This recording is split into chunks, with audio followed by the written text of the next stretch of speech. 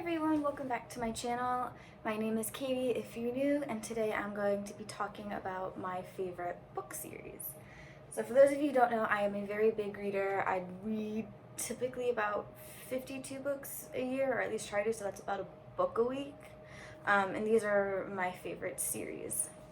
So the first one is Outlander, the second is The Chronicles of Narnia, and the third one is the Inkheart series.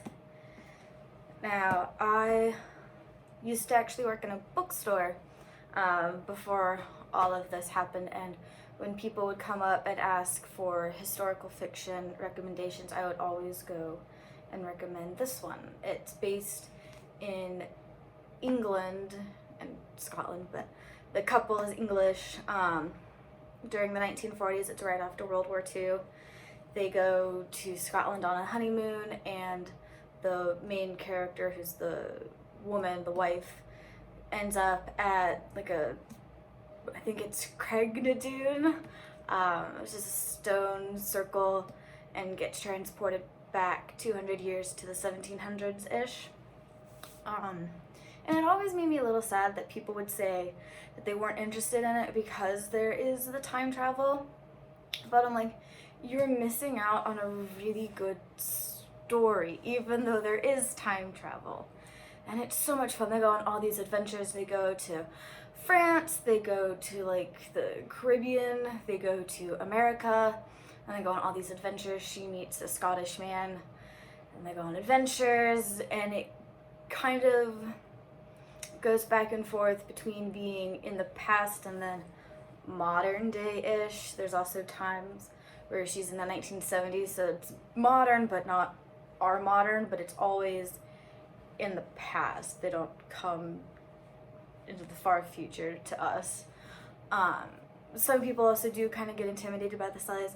This is the shortest book of them all. I think there's only like 34 chapters, 38. 40, so about 41 chapters in the book. So there's 8 books right now, and I think the largest one has over 1,000 pages, just a little bit over 1,000 pages, and about over 100 chapters. So they can get pretty big, but I love the author's writing. She writes so well that once you actually get immersed in the book, the size, the number of pages, the number of chapters really don't matter, because she writes so well and it's such an interesting story. I love the characters.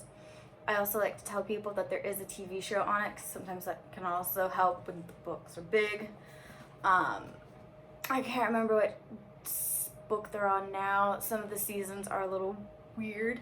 They split the first book into 2 seasons. So the first and second season are the first book, so the seasons are kind of off with the books. But like, I'll watch the TV show with my mom, and on any given scene, you can be like, I remember reading that in the book. They pretty much go for word in the book, and it's just so well done. It's all done on location. None of it is done in the studios. The costumes are great. It's just such a wonderful show, wonderful book. Like, if you're not interested in reading the book because it might be a little too big, I would 100% recommend watching the show as well if you're interested in historical fiction, historical series, and need something new to either read or watch. So that's one. The other 2 are children's books. Both I actually didn't start reading until I was in college, which is funny because I bought this at like the Scholastic book fairs in like 4th grade, and I, for the life of me, could not read it up until I got into college. I have no idea why, but it is now one of my favorite like fantasy book series, because as a reader, or even if you kind of grew up with the YA teen movie stuff, if you didn't read the books, like I didn't read Hunger Games, but I did watch Hunger Games. We all or like Harry Potter, we all like, oh, what would it be like if this character was here, if we went into this book? And that's literally what this series is. The characters come into our world, we go into their world, and it's a lot of fun. I really enjoyed this book. And again, it's easy to read. Again, they look big, but this has over 500 pages. It has 563 pages in the first one. This one also has a movie. I personally would skip it unless you were really interested in seeing it. That's what I like to do when I would recommend books for children that didn't particularly like to read when I worked at the bookstore. I would also try to find things that had like TV show adaptations or movie adaptations because it might help them kind of visualize and get a little bit more interested in the series or the book, whether the book, movie or TV show was good. So the main character is able to, whenever he reads out loud, he brings characters into our world, and it creates a lot of havoc. And it's just a lot of fun. If you like the fantasy or kind of like that, oh, what if this character came into our world kind of thing, that would be this book. And then the last one, The Chronicles of Narnia, it's a classic. Yeah, it was, I don't know if they still read it in schools now, but the first one, The Magician's Nephew, was read to me in my 3rd grade class. And I fell in love with it. Again, I love the 3 movies that Disney did.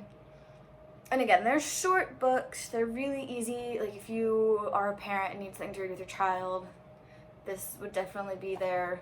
Again, it's all magic and mystical. It's fantasy. It's fun. Kings, queens, fighting, mermaids, all the fantasy, fantastical things.